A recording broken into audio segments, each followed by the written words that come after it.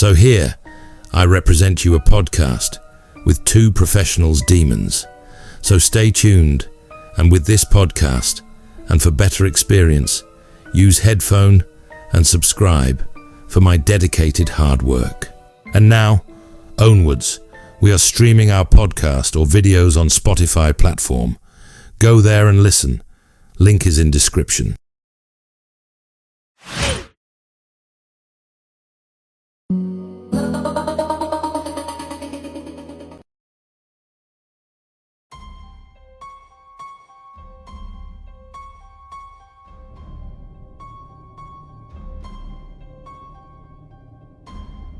All right, so you guys wanted it. You got it.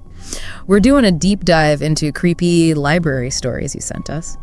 You know, those unsettling encounters that make you realize that even the quietest places can have some unexpected things happen. It's true. Libraries, they have this aura of, safety and predictability. Right. We go there for peace and quiet and knowledge. Right. But sometimes that peace is disrupted. Yeah. And the stories themselves take on a darker, more unsettling tone. That's right. That's what we're looking at tonight. And our first story is about a university student who's pulling an all-nighter. The library's mostly empty. It's getting late 11 p.m. You can already feel that tension building, right? Absolutely. Late nights in a mostly deserted building. I mean, it's a classic setup for a thriller. Yeah. And that isolation is often what makes people vulnerable. Right. So she's sitting at her table, completely focused on her laptop, when a man in his late 20s walks up to her. Now, there are tons of empty tables around, but he chooses hers. And get this, he sits diagonally across from her. Oh, well. Not exactly a subtle move. No, not at all. I mean, that immediately raises a red flag. Right. By choosing to sit so close when he has other options available. Right. He's already demonstrating a disregard for her personal space. It gets weirder. He tries to make small talk, asks her if she's taking a specific economics course. She says no, but instead of, moving on, he starts talking about his professor who supposedly gives pop quizzes every day. The story just seems a little off. Yeah, that's a common tactic that's used to prolong the interaction. Yeah. Fabricate a reason to be there. Keep her engaged whether she's interested or not. Right. She tries to brush him off and get back to her studies, but she can't shake this uneasy feeling. And then she looks up and catches him staring at her with this creepy smile that sends shivers down her spine. Oh, God. And then he even asks her name. Oh, no. She gives him a fake one and he says, "You have such beautiful blue eyes, Chelsea." That is so unsettling. I know. Using her fake name is a way to establish a false sense of intimacy. Right. As if he knows her. It's a power play. Her gut is screaming at her that this is dangerous. So she makes up an excuse to leave and heads straight for the security guard at the front desk. Good. And thankfully, the security guard steps in, asks the man for his student ID. Of course he doesn't have one. Of course not. After some more fumbling and lies, he's escorted out. This is where trusting your instincts is so important. Right. She recognized those red flags, removed herself from the situation, and sought help. It's a reminder that we should never hesitate to speak up when something feels wrong. Absolutely.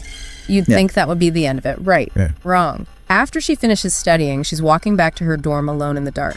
She hears footsteps behind her. Oh, no. Turns around, sees no one, but the footsteps continue. Then she realizes it's him.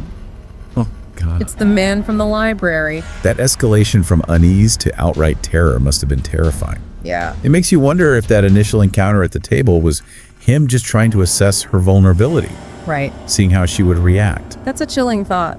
And it gets worse. He tackles her to the ground, covers her mouth, and threatens her. Oh, my God. Then he starts dragging her toward these woods near the dorms. This is why it's so important that your first instinct if something feels wrong is to just get out of there. Yeah. Don't try to be polite or worry about overreacting.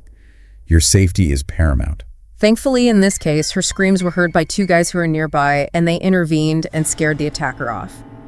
They called campus police, and using the library security footage, he was identified and arrested. This is a great example of bystander intervention. Yeah. Those two guys may have saved her life. Yeah. It reminds us that we all have a role to play in creating safe spaces. Right. If you see something that seems off, don't hesitate to act. I think what's so disturbing about this story is that it really could have happened anywhere. It highlights how quickly a seemingly harmless situation can turn dangerous. For sure. But before we move on to the next story, I'm curious what struck you most about this encounter? What made the hairs on the back of your neck stand up? I think for me, it's the way he deliberately invaded her space. choosing that specific seat, fabricating a reason to stay. Right. Those calculated moves are truly unsettling. It's a stark reminder that predators often use seemingly innocent tactics to try and manipulate and control. This next story takes us to a different type of library experience. One that I think is even more chilling because it involves a child. Right. And as we'll see, it touches on the vulnerability of children, particularly in spaces we generally consider safe. Yeah, it's a reminder that these predators can be incredibly cunning, Right. using manipulation and deception to gain access to potential victims. And they often target environments where children are present All right. and might be more trusting of adults. Exactly. In this next story, we see how easily a predator can exploit that trust. Our storyteller takes us back to her childhood. Maybe 5 or 6 years old, she's at the library with her mom and her little brother. While her mom's busy, she's happily playing computer games in the children's section. It's that separation even momentarily. Yeah. That creates an opportunity. A child out of sight of their guardian, Right. even for a short time, can be enough for a predator to strike up a conversation and start building a connection. And that's exactly what happens. After a while, she gets bored with the computer games and she decides to find some I Spy books. As she's wandering through the aisles, she hears a noise, turns around, but she doesn't see anything. Then from behind a bookshelf, a grown man pops his head out and says, "Peekaboo." Chilling. Using a playful game. Yeah. Something associated with childhood innocence. Right. To disarm her and establish that sense of familiarity. It's a classic grooming tactic. She's a little kid, so at first she laughs it off. But then he goes a step further. He asks her what she's looking for and offers to help her find the books. He even takes her hand and leads her through the aisles. That physical contact. Yeah. The hand holding. Yeah. It's another way to build trust and make her feel comfortable with him. Predators often try to establish physical contact early on Yeah. to break down those barriers. They find the I Spy books, and he suggests they sit down and play together. While they're looking through the pictures, he starts asking her personal questions. Her name, who she's at the library with. Then he mentions there's a playroom downstairs and leads her to the basement where they usually hold meetings and events. Didn't your parents ever tell you not to go anywhere with strangers? Right. It's a stark reminder of the importance of that message. Yeah. But predators often rely on the fact that children are taught to be polite and respectful to adults. Yeah. They exploit that inherent trust. Down in the basement, there's this small playroom with toys, and he tries to get her to play, but she's starting to feel uncomfortable. And that's when things take a really disturbing turn. This is where the predator's true intentions become clear. Yeah. He's no longer just being friendly. Right. He's isolating her further, trying to control her actions. An announcement comes over the intercom calling for a child named Liam. The man panics. He tries to turn off the lights and suggests they play hide and seek in the dark. Wow, that panic. That sudden shift in behavior is so telling. Yeah. It shows that he knows what he's doing is wrong. Right. And the suggestion to play hide and seek in the dark, Yeah. that's terrifying. Thankfully, our storyteller is now terrified and manages to escape. She runs back upstairs to her mom, and the police are called. But the man is gone. Wow. It's a chilling reminder that predators can lurk anywhere, even in places we consider safe for children. Absolutely. Yeah. And it highlights the importance of not only teaching children about stranger danger, Right. but also empowering them to trust their instincts. If a situation feels wrong, Yeah. they need to know it's okay to say no, to run away, to seek help.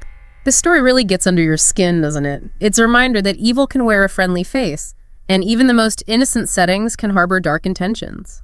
But before we get too lost in the shadows, we have one more story to unpack. Okay. And this one, well, it's a little different.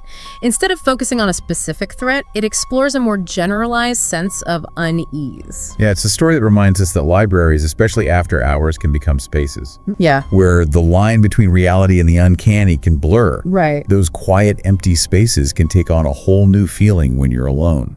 Our storyteller was working the closing shift at the library, and she was alone after everyone else had left.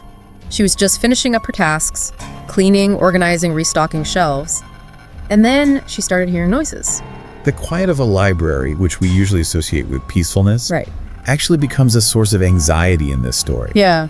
Every creak, every rustle is amplified. Right. Your senses are on high alert. It's like your imagination starts to run wild, right? Every shadow seems to hold a secret. Every sound could be a threat. Exactly. And in this story, those unsettling sounds start to become all too real. First, she finds a book on the floor as if it had just fallen off the shelf. Then she hears more noises coming from the children's section. It sounds like an animal growling book's being thrown around. Oh, wow. Not exactly the kind of sounds you want to hear when you're all alone in a library, right? Definitely not. Those sounds are so primal, so unpredictable. They tap into that very basic fear of the unknown. So she cautiously approaches the aisle where the sounds are coming from, and there she sees it. A woman in a nightgown, acting erratically, throwing books, making those animalistic noises. It's such a jarring image. A nightgown, something associated with comfort and vulnerability, juxtaposed with this chaotic, almost feral behavior. Yeah. It creates a sense of the surreal, a break from reality. It's like something out of a horror movie. Terrified, she runs to the office, locks herself in, and calls 911. But as she's on the phone with the operator, she looks up and sees the woman staring at her through the office window. That must have been absolutely chilling. It's like the woman is aware of her pursuing her. It adds a layer of psychological terror to the encounter. Police and an ambulance arrive, and the woman who appears to be under the influence of something is taken away. But the experience leaves our storyteller deeply shaken. It makes sense. This wasn't just a case of feeling uneasy. She was confronted with a truly disturbing and unpredictable situation. It's a reminder that even in seemingly controlled environments, we can encounter people who are struggling, who might be experiencing a mental health crisis. That's a good point. It's easy to focus on the fear and forget that there's often a human story behind these unsettling encounters, but it doesn't make them any less frightening in the moment. Absolutely. And it can have a lasting impact. Experiences like this can make people question the safety of public spaces and make them more vigilant, even in places they once felt comfortable. Well, you've definitely given me a new perspective on libraries. After these stories, I might think twice about lingering too long after closing time.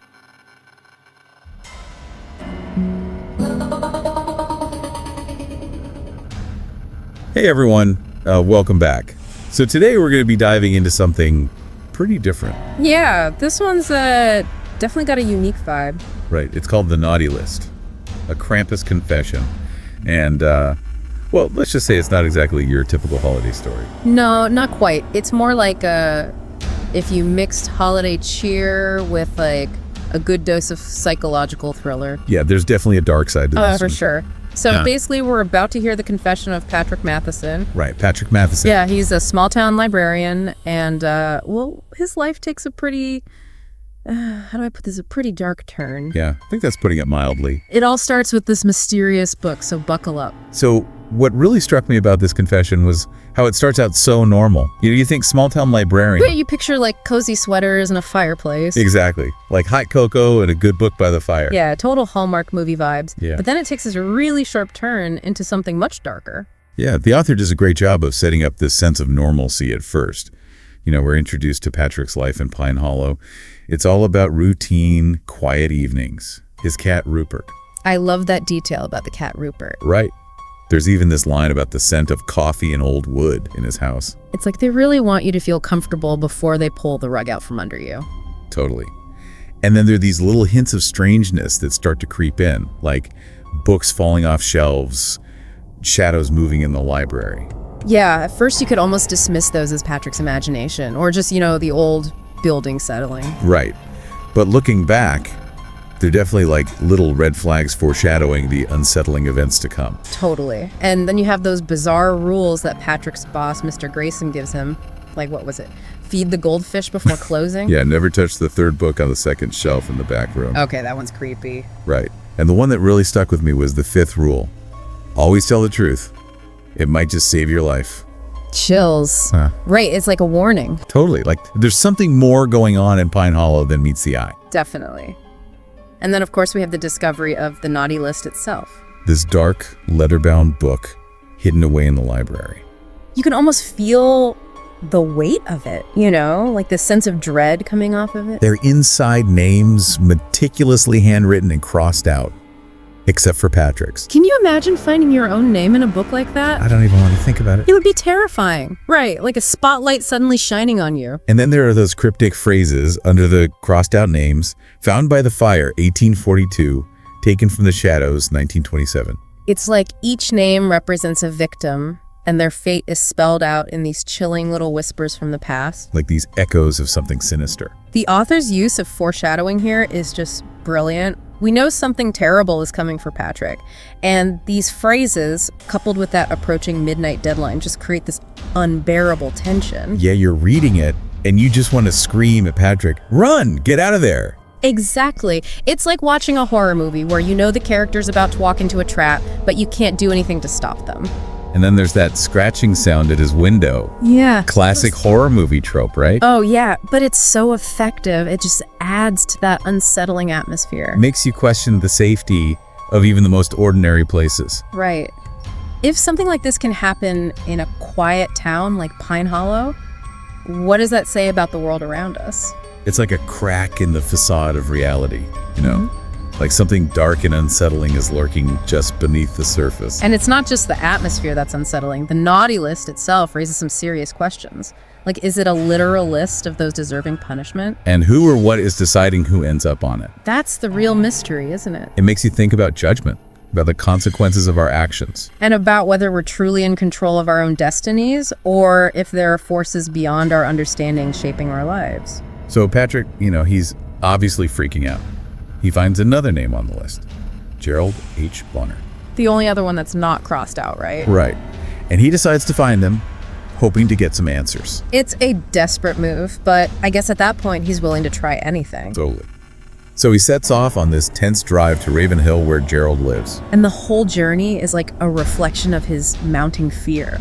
The snowy conditions, the darkness, the isolation. It's like the setting itself is closing in on him, adding to that sense of dread and urgency. And when he finally reaches Gerald's apartment, it's not exactly a welcoming sight. Yeah, Gerald himself is this bitter, cynical character, full of warnings about the list and its consequences. Like he's a living embodiment of what awaits Patrick if he doesn't figure things out. He doesn't sugarcoat anything, that's for sure. Nope. His warning is pretty blunt. You're on the list.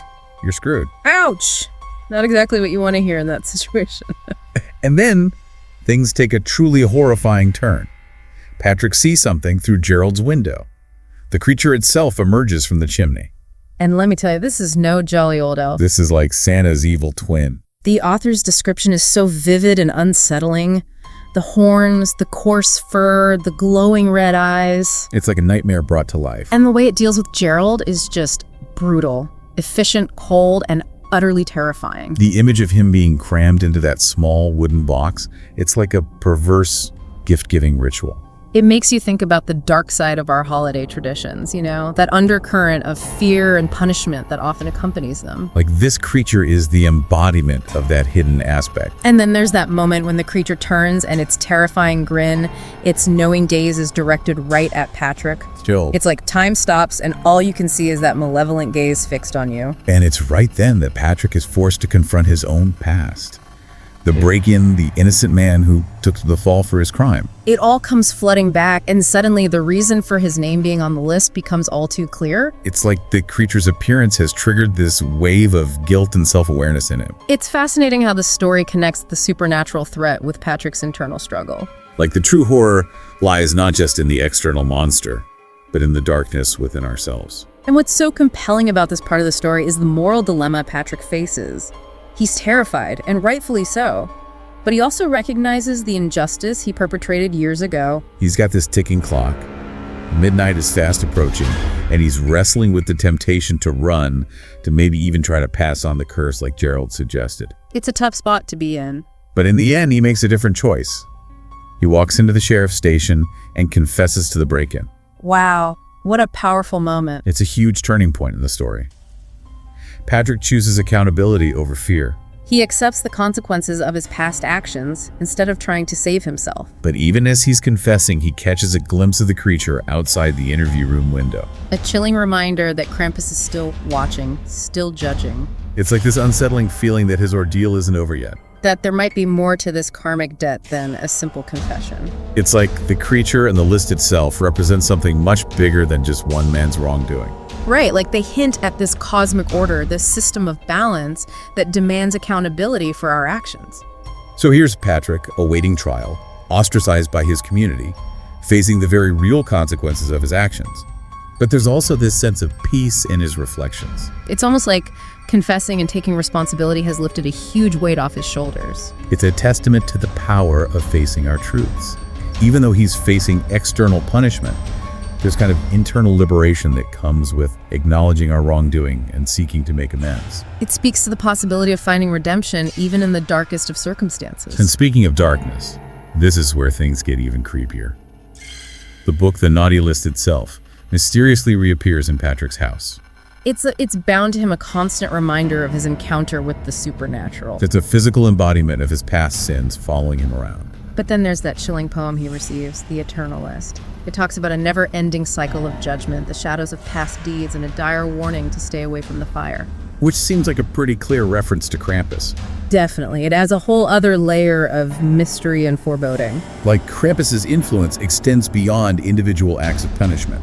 It hints at a broader cosmic order, a system of karmic retribution that transcends time and place. It's unsettling, to say the least. But in the end, Patrick seems to find a sense of acceptance. He's grateful for Krampus's intervention, terrifying as it was. He recognizes that he's been given a chance to make amends and live a better life. And that's what makes this story so thought-provoking. It blends elements of horror and suspense with these deeper philosophical themes about guilt, punishment, and the possibility of redemption. It leaves you pondering the nature of good and evil and the forces that shape our destinies. It definitely makes you think about those dark folklore figures like Krampus. They're often portrayed as these terrifying creatures, but maybe there's more to them than meets the eye. Perhaps they represent a primal need for balance, a recognition that actions have consequences. It's fascinating how these figures tap into our collective fears and anxieties. They embody our darkest impulses, but also serve as a reminder of the importance of morality and accountability. They're like a cautionary tale whispered through generations, a warning to stay on the right path. It makes you wonder if there's a grain of truth to these stories, you know? A reflection of some deeper truth about the universe and our place in it. I think there's definitely something to be said for that. So, after this deep dive into the naughty list, I'm left with more questions than answers. But isn't that the mark of a truly compelling story? Absolutely. It's a story that stays with you long after you've finished reading it. It challenges you to confront uncomfortable truths and to consider the complexities of your own moral compass. And that even in the darkest of nights, there's always the possibility of finding redemption and forging a new path forward. So until next time, fellow deep divers, keep exploring, keep questioning, and maybe, just maybe, keep an eye on that chimney. You never know what might be lurking within those shadows. Happy holidays, everyone. And stay naughty. Oh, you. I'm just kidding. I know. But seriously, stay safe out there. See you next time. Bye, everyone. So, Patrick sets off on this drive to Raven Hill. And the whole time, like you said, the atmosphere is so heavy. Oh, yeah. You can practically feel the dread seeping out of the pages. It's like the further he gets from Pine Hollow, the more isolated he becomes. Right. And the snowy conditions, the darkness, it's like the setting itself is a reflection of his state of mind. Totally. Right. And then he finally reaches Gerald's apartment. And it's not exactly what you'd call a safe haven. No, not at all. It's run down, kind of creepy. And Gerald himself, well, he's not exactly the most optimistic guy. What was it he said? You're on the list, you're screwed. Yeah, pretty much sums it up. Yeah. Doesn't exactly inspire confidence. But even though he's a bit rough around the edges, Gerald does try to warn Patrick. You know, he tells him about the list and how it works. Right, like how once your name's on there, there's no escaping your fate. Yeah, it's a pretty bleak outlook. And then things take this truly terrifying turn. Patrick's looking at Gerald's window and he sees it. The creature. I get chills just thinking about that scene. It's like something out of a nightmare. It emerges from the chimney, but it's not Santa Claus. No, this is like Santa's twisted evil twin. The horns, the fur, the glowing red eyes. It's like a demonic version of everything we associate with Christmas. And the way it deals with Gerald is just brutal. No hesitation, no mercy. Just cold efficiency. The way it packs him into that little wooden box. It's like a perverse parody of gift giving. And then the creature turns and it looks right at Patrick. That's the moment that really got me. Like time just stops. You can practically feel the weight of its gaze. Like it sees right through. Patrick knows his deepest secrets. And it's at that moment that Patrick has this realization. He remembers the break-in, the innocent man who went to jail for his crime. It all comes flooding back, and suddenly the reason for his name being on the list is clear. It's like the creature's appearance triggered this wave of guilt and self-awareness in him. It's interesting how the story connects the supernatural threat with Patrick's internal struggle. Like the true monster isn't just the creature, but the darkness within Patrick himself. And the moral dilemma he faces is so compelling. He's terrified, obviously, but he also recognizes the injustice he committed years ago. And he's running out of time. Midnight is approaching, and he has to make a decision. Does he try to run? Does he try to pass on the curse like Gerald suggested? Or does he do something else entirely? And in a truly unexpected turn of events, Patrick chooses a third option. He goes to the police and confesses. Wow, what a powerful moment of redemption. He could have tried to save himself, but instead he chooses to do the right thing. He accepts the consequences of his actions and tries to make amends for the past. But even as he's confessing, he sees the creature outside the police station. A chilling reminder that Krampus is still watching. Like, even though he's confessed, his ordeal isn't over yet. It's like the story is saying that some debts can't be so easily erased. That there's a bigger force at play here, a kind of cosmic balance that demands accountability. It's a lot to process, right?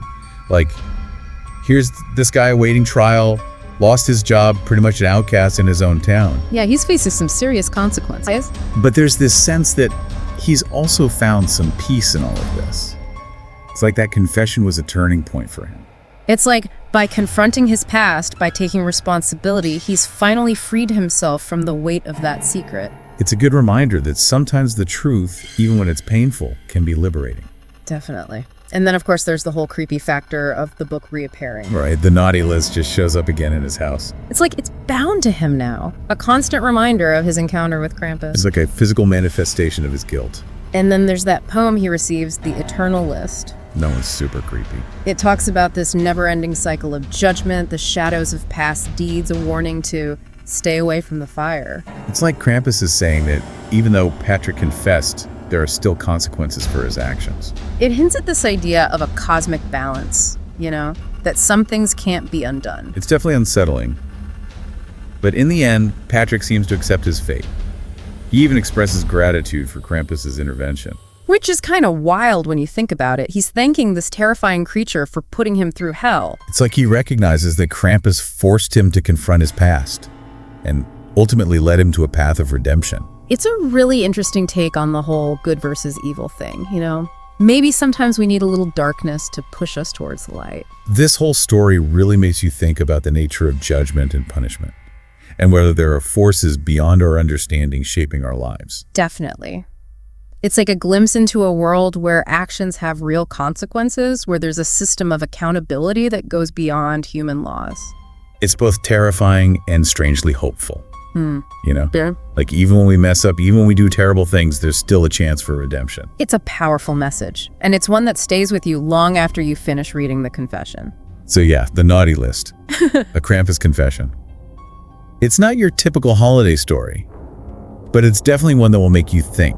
It's a chilling reminder that our choices matter, that our actions have consequences, and that maybe there's more to the holiday season than meets the eye. So until next time, fellow deep diggers, stay curious, keep exploring, and maybe be extra nice this year.